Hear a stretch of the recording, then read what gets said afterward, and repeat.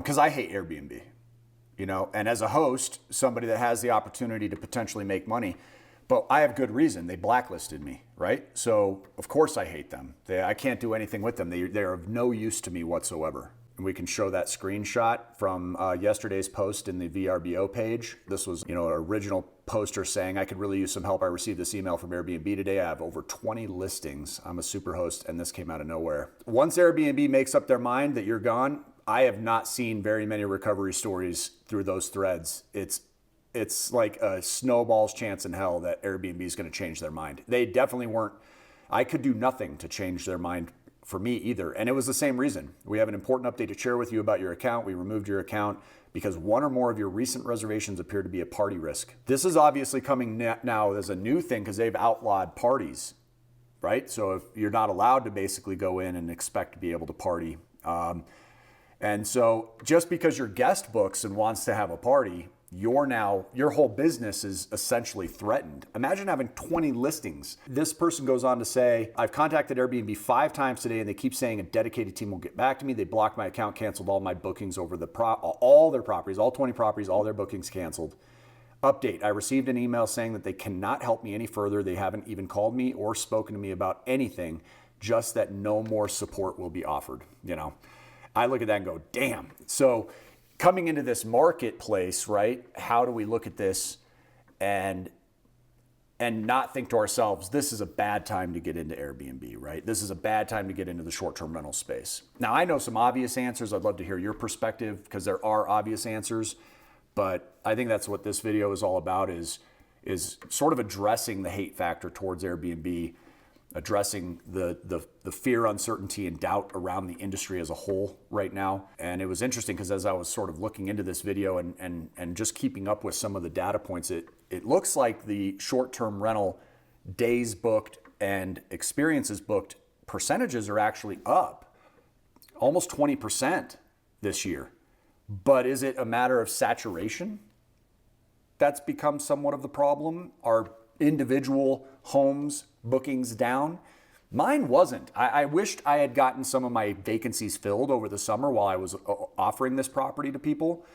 So I did have some vacancies, but if I had had it open all year long instead of using the property for 8 months of the year this year, I would hit my numbers from the past 3 years. I would still be on track to do about 60 to 65,000 net to me. So what are you guys experiencing on your side overall?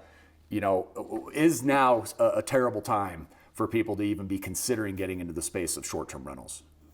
So I think that's a multifaceted, very loaded question. And it's not a one answer when we're looking at something like that. So the simple answer is it depends. Now, the more complicated answer, let's get into that, because obviously with the example that you just outlined, that's a really terrible thing to wake up to and have to live with that reality. But the number one reason why something like that would have happened to have that kind of impact, this is a problem that a lot of hosts actually don't realize is an issue, is that they've built an entire business around a platform and they've become so reliant on that source of income and have no diversification strategy or other means of driving traffic into their listings, that if any variable changes, if it's in your control, even if it's not in your control, boom, you could be out of business overnight. Yeah, and I think you got to kind of look at why is this happening? Even on the Airbnb scale, like it's become publicly traded more or less recently here. Like they have investors, they have people, like they have to be doing these changes to see, that they're a reliable platform that doesn't have parties, that, that will suspend these kind of listings for any kind of violations. Like these things are all coming in now because of, well, I think went public in a lot of ways, right? So it's the why factor behind it as well.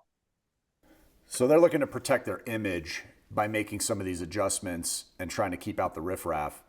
And I think you're right. I mean, I agree with you wholeheartedly, and that's exactly what I expected you to say, was you've got to diversify how your product is being marketed. If your only marketing tool is one third-party platform and that third-party platform says you're no longer a fit for us, you're out of business. But if you go out and generate your own direct bookings, if you're on all the other hosting platforms available, you could potentially shift gears, which is what I had to do, because my my booking, my listing was actually canceled before I even had my very first guest. And so I think at that point I had somewhere around 12 bookings that were scheduled, and they were all canceled as well.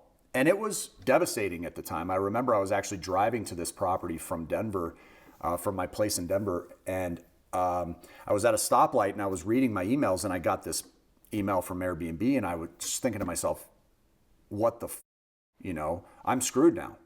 I'm screwed. And I was midway on all my, guest-based decor. Everything I was doing to the house was based on my plan of short-term renting it, and I had just spent all this money, and I was still setting up, and it was, I felt like crying, if I'm being honest. It was really heartbreaking after all of the effort and work and enthusiasm I had put into it. And so what I did was I immediately shifted to VRBO, which I don't even know if I really was originally intending on being on that platform. And here we are, looking back on it now, and this property has generated for me about $220,000. Again, if I had left it open all year this year, and just sort of left the home, if I was here and somebody booked, I would probably be at closer to about, 240,000 net. For the last 4 summers, really, is I just kind of rent it seasonally, and then some people like it for the holidays. So it's done well. The property has paid for essentially, my down payment. It's paid for all the furnishings and decor and literally anything I could have ever wanted in this home that I probably wouldn't have purchased for myself just because it was a splurge. I now own, and it was paid for by guests. And at this point, I've indefinitely taken the property off the market as a short-term rental because we're personally going to enjoy it for the foreseeable future. But I'm looking at the space and saying, man, I just hear all these, hosts complaining about their circumstances.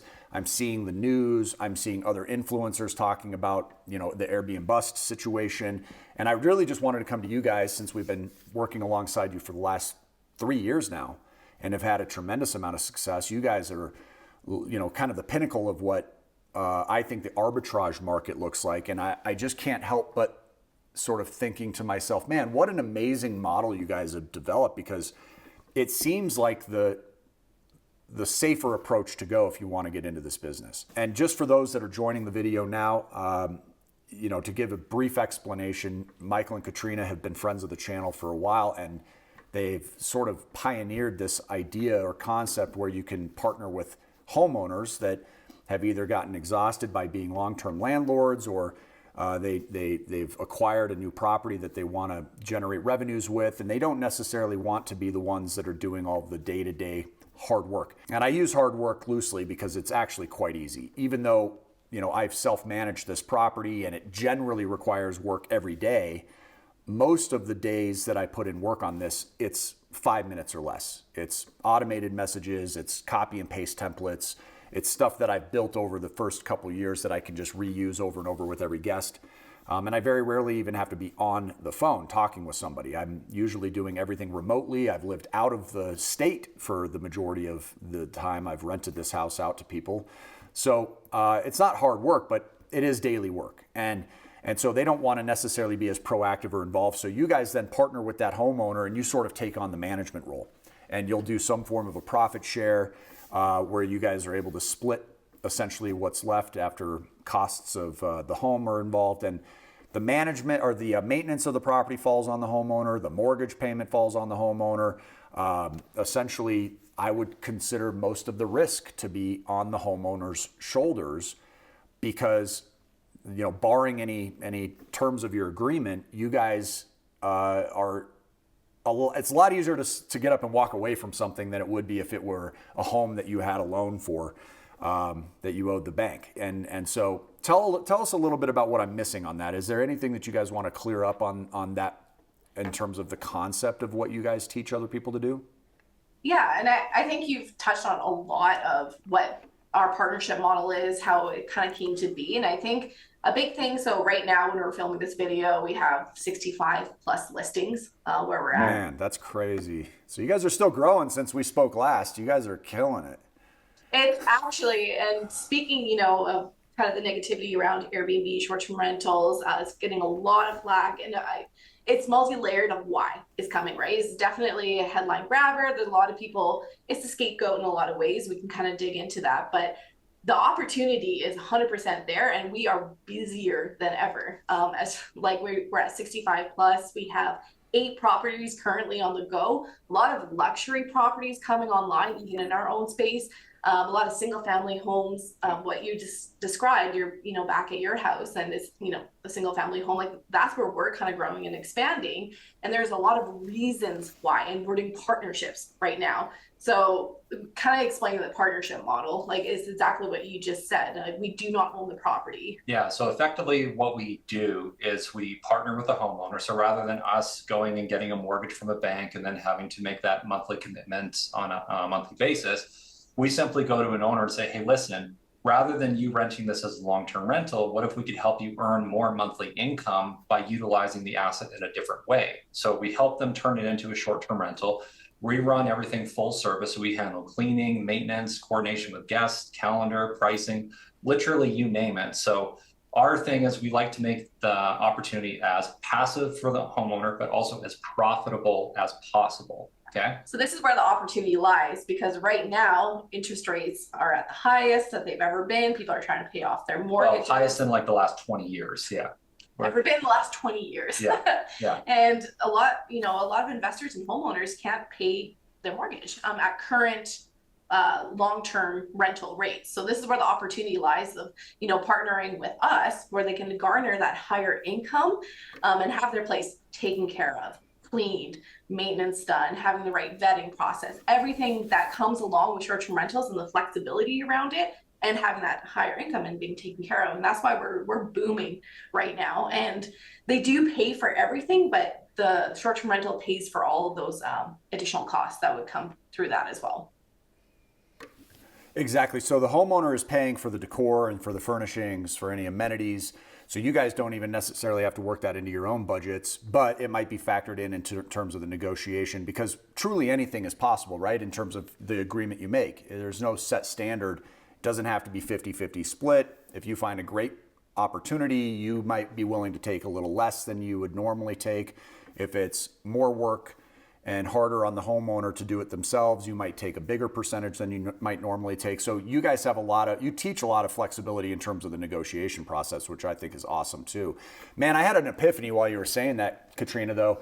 Yeah, with the result of the high interest rates, going out and actually acquiring a property right now with the intention of it being a short-term rental property, not only are you accepting all the risk that comes along with that, just as I did myself, and this cost me multiple hundreds of thousands of dollars to buy with a 20% down payment, furnish this property, put a ton of decor in, a ton of amenities in. We tried to go all high end to really separate ourselves from competition, but it was very, very expensive to do it. And so I'm sitting here thinking to myself, you add an 8.5% interest rate into that equation, and it just would not have been possible. Whereas you guys can still go out for folks that might even be looking at their current mortgage as somewhat of a hostage situation. They don't want to sell because they don't want to get rid of a sub-par 4% rate.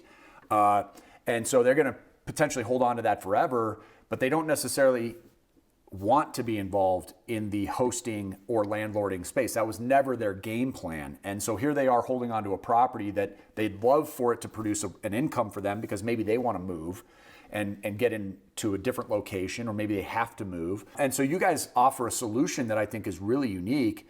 And just for clarity purposes, you guys do sell coaching. You offer our audience, you've always been very, very kind to. You've offered many concessions that you don't give to absolutely everybody. Not only is it a discounted price to get involved, but you also are willing to spend more one-on-one time with people from our channel. And I always really appreciate that, because I know the audience prefers it. And I've always been a one-on-one guy myself too. I'm not as successful in those workshop type of environments. So I know that you've been willing to discount the price tag before down to under $10,000. It's like $99.97 or whatever the case may be, call it $10K.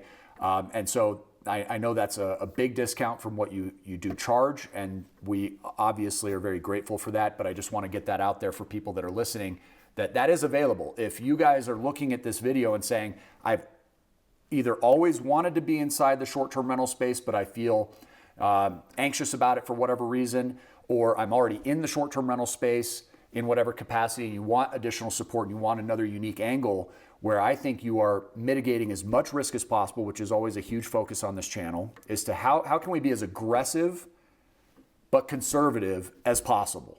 And so we're always trying to blend those two elements together. And that's what I think you guys have always offered. And our student body that has participated in your program have always done really, really well with it. And we've seen people time and time and time again that have literally created life-changing results. And so I guess that's why I wanted to come and probe with you today a little bit more and say, okay, what are the updates? Because there is so much going on in the news right now, and it is a very catchy sort of storyline for the media. And so I don't know what's real, and I can only base it off of my limited experience myself. With 65 properties, are you guys finding that there have been changes to your listings in terms of the booking volume, the types of clients you're getting? Tell us a little bit about how things have been going for you, say, over the last 6 months or just this year in general. Well, again, the short answer is 2023 has been an absolute record year for our business, both in terms of growth, in terms of the amount of income that has been produced, and also just in terms of the amount of interest that's currently coming to us for more people wanting to get involved in what it is we're doing. But I think in order to really understand the context of all that, I think we first have to understand like how we got here and what it means for future folks that are looking to potentially get into the space. So I think right now, the short-term rental industry is in a really interesting dichotomy because you see it everywhere, right? Like Airbnb is getting all kinds of flack in the media. There's tons of negative headlines out there. People are sitting on the sidelines going, is this still a viable opportunity? Did I miss the boat? Can I still get in? And the reality is, what happened? So anyone remember COVID, right? So that was pretty interesting because what happened, they dropped interest rates to basically nothing. So money was free and plentiful for those that wanted to go and use it and borrow it. And what happened because of that? Well, house prices surged, in a lot of cases at a minimum of 40%. Some markets literally doubled in a 2 to 3 year period. And Matt, he had the upside in that. And that's if you did own a property, you did have the upside. So yeah, if you took that risk and you owned assets, you did very, very well. Now, the problem with that, though, is that because it got away too far too fast, the Fed started to rein in the markets by starting to adjust interest rates back up to kind of cool things off. Because inflation is going kind of gangbusters right now. Yeah. So it's huge. If you look at groceries, you look at like anything, gas, utilities, like it all just boomed with that, right? So now we're getting to the next shift. And it's almost like whiplash. It's a very quick amount of time this has happened, right? It was the 1 to 2 years with COVID, and then it's the really, really sharp increases from the Feds with the rates. So you have high house prices with highest interest rates we've seen in 20 years.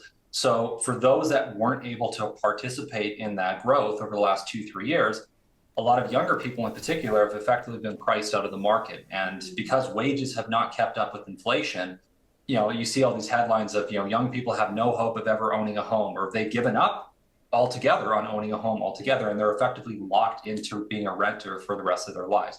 That's like what the headlines would suggest. That's what's catchy. I mean, I honestly believe anyone that with, half level of intelligence and willing to work hard, there's still tons of opportunities with it. Yeah. That's a whole other conversation. So the challenge, though, of course, is that because interest rates are high, builders can't keep up because they can't, cost of building is through the roof. Inflation. Yeah. The cost of development loans are through the roof. So you still have all this demand, but supply is not keeping up. So that's why we haven't seen house prices come down in a precipitous way. So with no real easy answers available, well, what becomes the easiest target? Short-term rentals. That's the problem. That's why. Because of short-term rentals. Airbnb is ruining the housing market. Yeah. It's these terrible investors. They're coming in and taking up all the supply. Like, this is what's happening. And these are the headlines coming through. But I think the biggest thing is that's what everyone's seeing, but what's really under the hood, like what's actually happening here. And, and what's really, and for us, we just had this discussion, like we're at 65 properties, we're growing and scaling. What's actually happening is not what is showing in, the titles, the news and things like that. So where's the disconnect here, right? Well, I think going, not to cut you off, but I guess for me, and just to offer a counterpoint, I don't spend as much time dwelling on the headlines as I do really trying to get into the daily reality of what's happening with hosts. And the way I do that is, of course, like everybody else, through Facebook communities. And as part of my business strategies in general, any type of industry I'm involved with, I'm going to go into social media and I'm going to join every community that seems like it has a decent amount of activity and participation and engagement.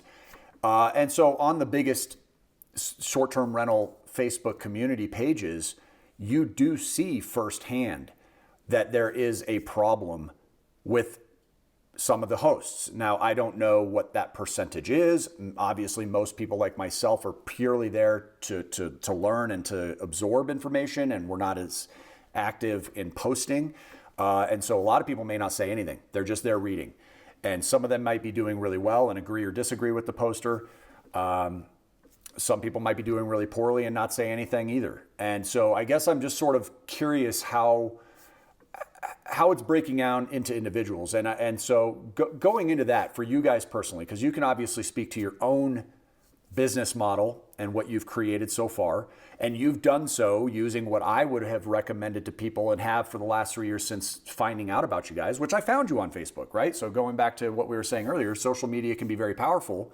And I had originally found you by reading one of your posts saying, hey, we just hit our 1,000th review. And I think you guys had been sort of working in the space about as long as I had at that point. You'd only been in like a year. And I'm like, 1,000 reviews in a year? I'm just trying to get to 25 stars here. You guys were so impressive, and you'd already broken $650,000 in revenues. Let's scale it back to your own personal socioeconomic situation. You say this is going to be a benchmark year for you.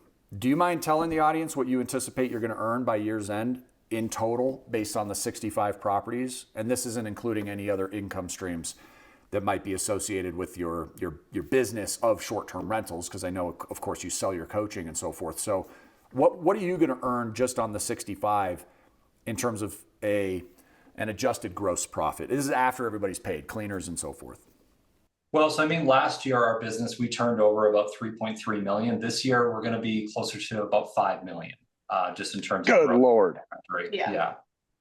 And occupancy rate? I screwed up. I screwed up my life and business in every way possible. What did I do wrong here, guys? I should have listened to you 3 years ago. I told everybody if I had to start it all over from scratch, I would do what Michael and Katrina are doing. And instead, I went out and started a sewer business. What am I doing here, guys? Help me out. So that's incredible. $5 million. If people aren't listening to you now, crazy. Well, they say, there's money in that. So, someone's got to do it at the end of the day, right? So, No, it's we got a good roadmap. We're actually looking at we're looking at an exit of a significant amount of money. We've got our eyes set on 1 to 200 million in exit strategy at this point. So hopefully it'll all pay off in the end. But in the meantime, my measly 85K a year is going to have to cut it. And I'll just sit and admire what you guys are building. So tell us a little more. What $5 million is the anticipated projections for 2023 then?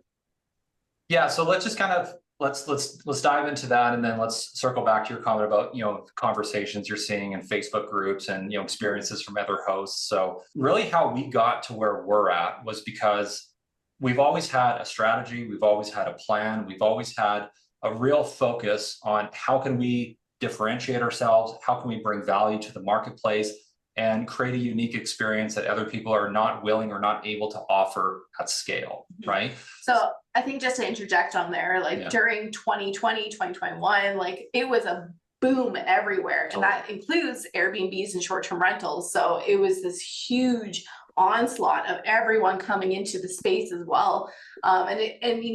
You could essentially put up a listing with grandma's furniture and just start making money. Travel was, there was that revenge travel that happened when everything restrictions lifted. Everyone's like, I want to travel. And everyone was making hands over fists in the short-term rental. If you were just to purchase a property or get into the space. But now we just saw a sharp shift. And this is where that Airbnb bust came in, because people didn't have a strategy. They just went in and threw mud against the wall and see what stuck. They didn't have a pricing strategy. They didn't have they didn't treat it like a business, essentially, when they came into it, right? They just saw quick money, you know, kind of a flash in the pan, like something really, really quick to come in. Now they're quick to get out. So that's really what we're seeing with the shift here. And that's what some of those Facebook posts, I just want to say that because, like, you know, what's the history behind it? Did they have the strategy? Did they, you know, did they buy the property? Did they have, you know, the right kind of analysis? Did they make sure it was the right property they were getting into? Are they pricing it? Did they have professional photos, professional design? Like all those things we talk about in our training and our coaching, did they have those elements? Well, and of course you see other people too, just how they're actually getting into deals. Like there's some influencers in our space, which lo and behold, you actually don't see them around anymore. At one time, they were telling people to load up on credit card debt to go purchase furnishings at a 0% interest. But you know, by the end of their program, you'd be making $80,000 a month, and then you'd be able to pay all that stuff off. I don't see those people around anymore, and I can't say I'm surprised because, you know, like any opportunity, you have to be cognizant of the risks you're taking, the rewards that are available, but most importantly, how are you actually executing on a plan that could yield you a positive result over the long term? Yeah. If you don't have that there, then the stupid tax is right around the corner, and it's probably going to tap you on the shoulder and say, hey, it's time to pay up. Time to pay up. And I think that's the biggest thing. When I said a lot of people and a lot of entrepreneurs and people coming into the space, they didn't have that long-term vision coming into it. So that's kind of the difference that we're seeing, that mass exodus happening, you know, a lot of flack in the Airbnb, especially in social media. You know, everyone 2 years ago were saying this is the greatest thing ever. And now it's saying it's the worst thing ever, selling for, like, you know, it's just that big shift, right? And you're just got to, like, what's under the hood? Like, what's really driving this? Yeah. Mm-hmm.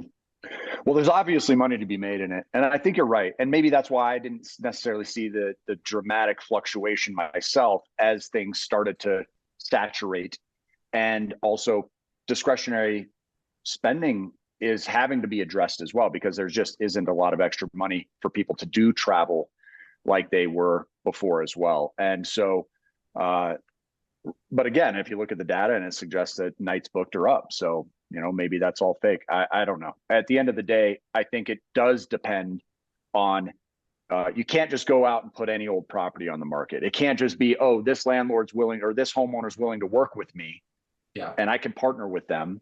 And therefore, this is certain to work out because I've struck a deal.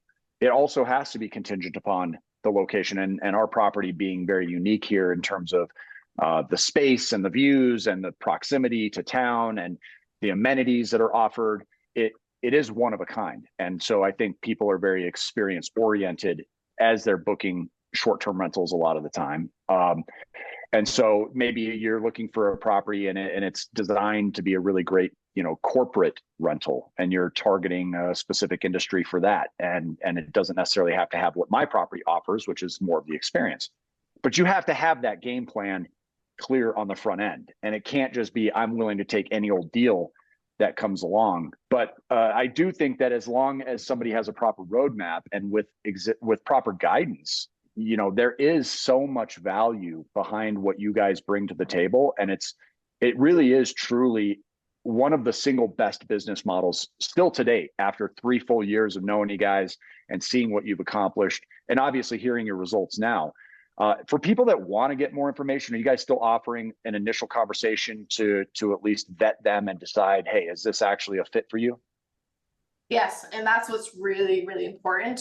So we have just like a free consultation to be able to connect. And that's what's really, really important for us is alignment, because we spend 4 months in coaching and training, and having that, like, we have to make sure that it's the right fit both ways. Like, are you coachable? Are you teachable? Is this what you really want for the long run as well? Like, our students that come through our program are still doing this growing and scaling.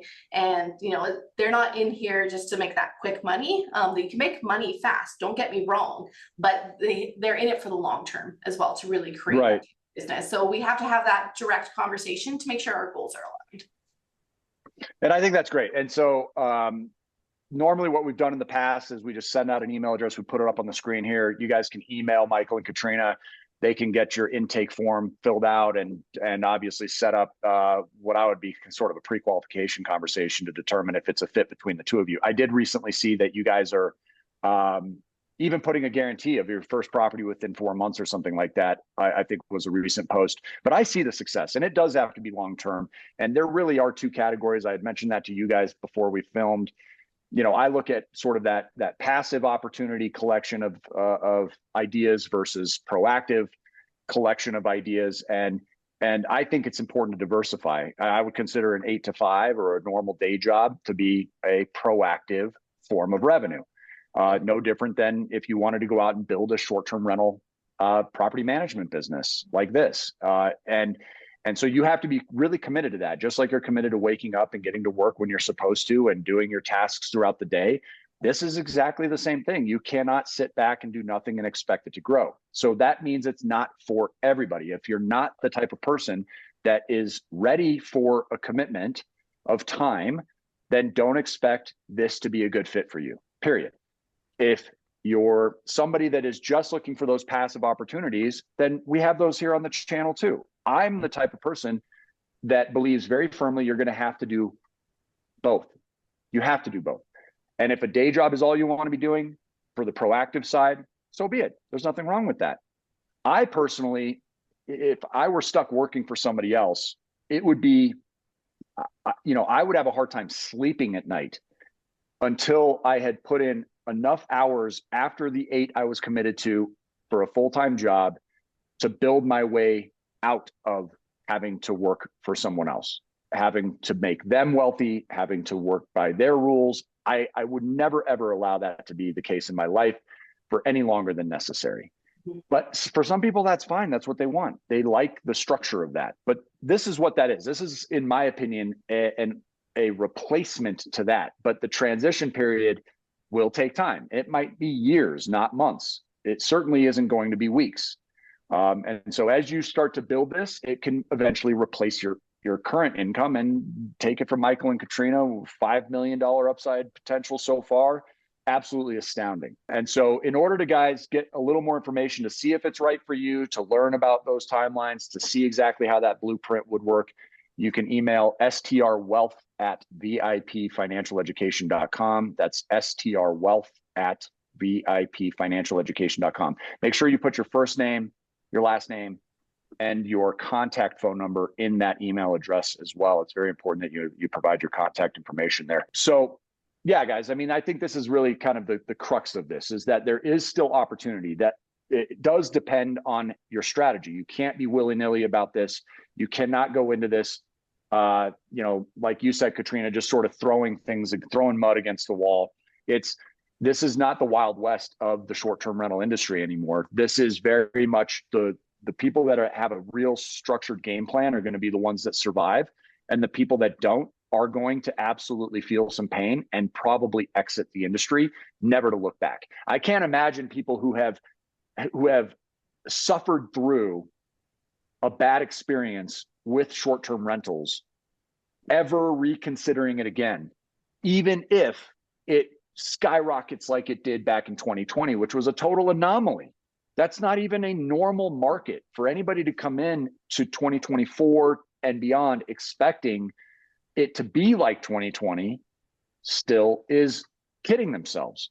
That's not, hopefully we never have to endure anything like that ever again. I mean, there were some pros that came from all that stuff, but at the end of the day, that's just not normal life. And so you're going to have to be really talented at this. And that's why I think having people like Michael and Katrina, who are obviously just absolutely destroying this right now, they're standing beside me. Why would I try to recreate what you guys have done? And it's possible. You guys did it without a coach. You didn't have coaches per se that had invented what you guys created before you. You came in and essentially pioneered this roadmap for yourselves. So it is important for people to know that you can go out and do this on your own. But if I had access to all the scripts and the exact step-by-step process, why would I not pay $10,000 to get access to that and save myself months and possibly years worth of progress and painstaking hard lessons that you can help me just avoid? So I'm a big fan of mentorship, of course, and you guys are top notch when it comes to that.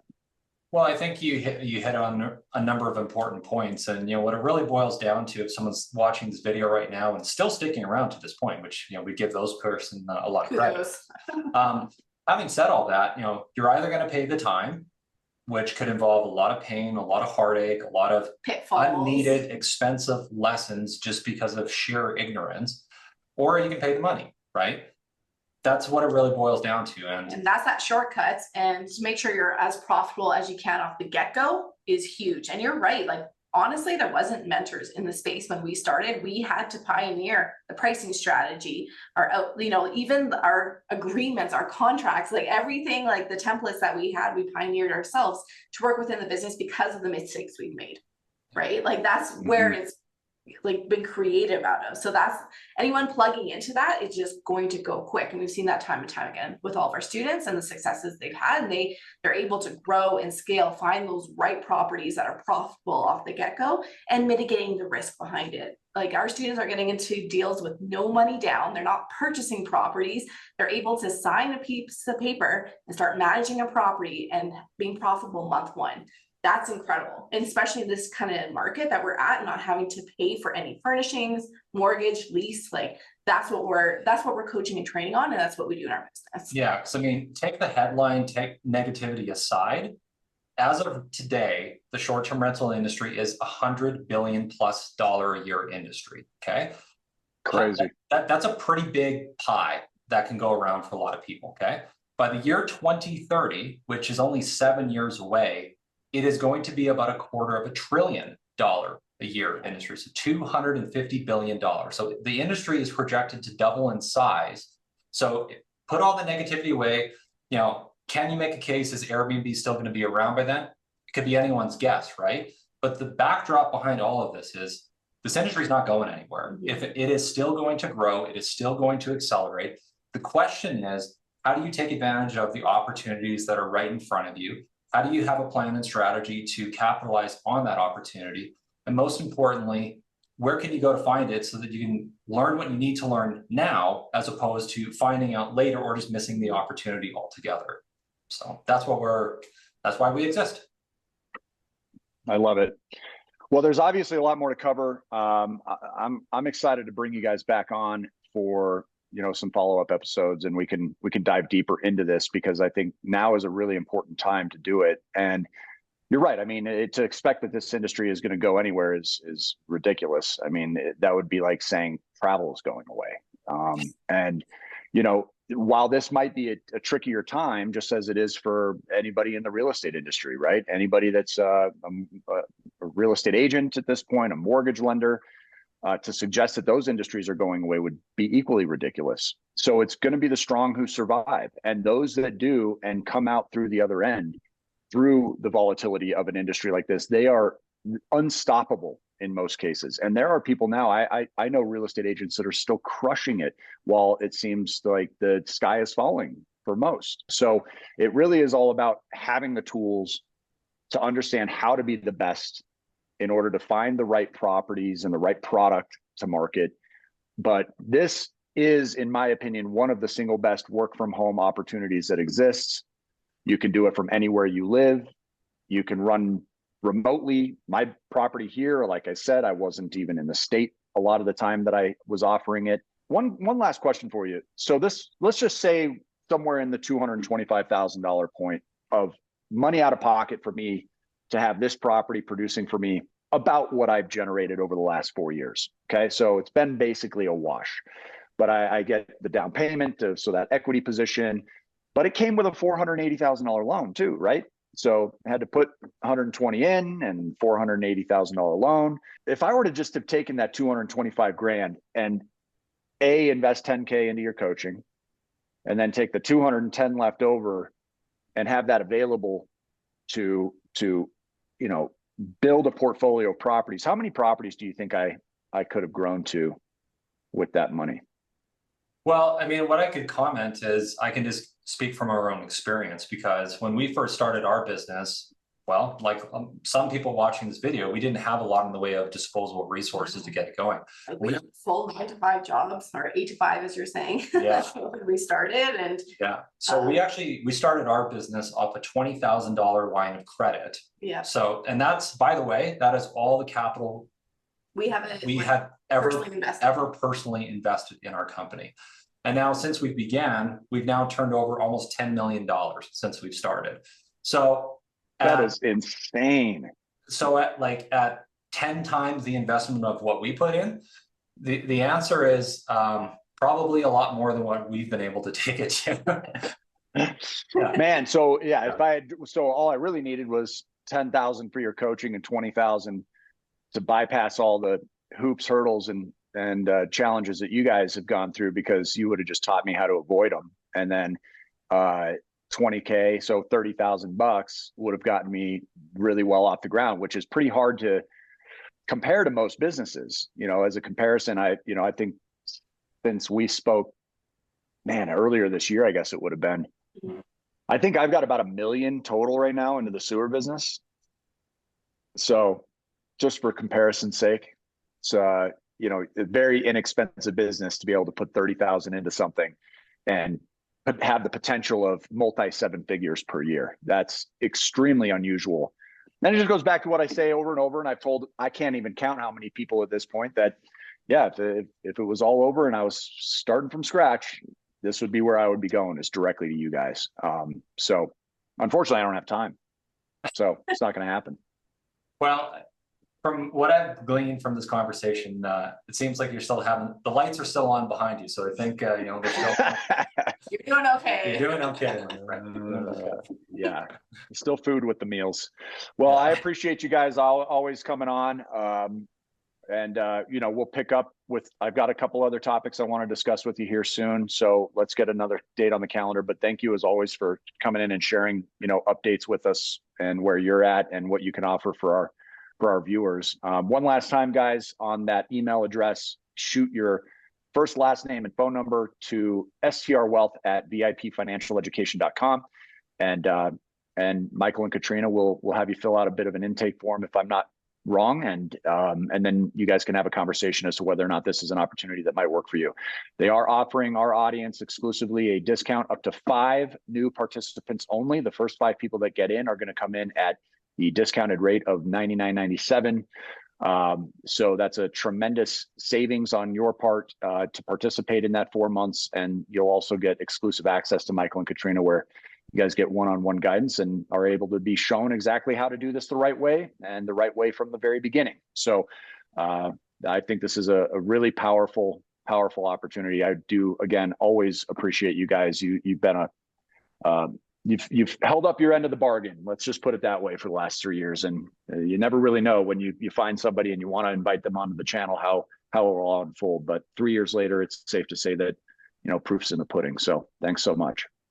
Well, we appreciate you having us back on. It's been a pleasure to talk and engage with your audience. And we know it's been a while, but for those that don't know and haven't been following, Katrina and I, we became new parents as of last year. So we have officially a 1-year-old at our house now, and we're still trying to figure out how you make sense. Of course. Yeah.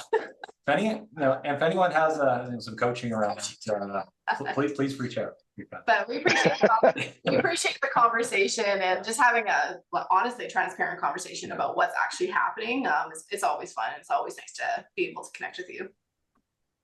Likewise. Yeah, it's great. Well, looking forward to cutting some more with you guys before the end of the year. So until we see you on the next video, you guys, thank you again. And to the audience, you guys keep on cash flowing and make it a great day. We'll talk soon.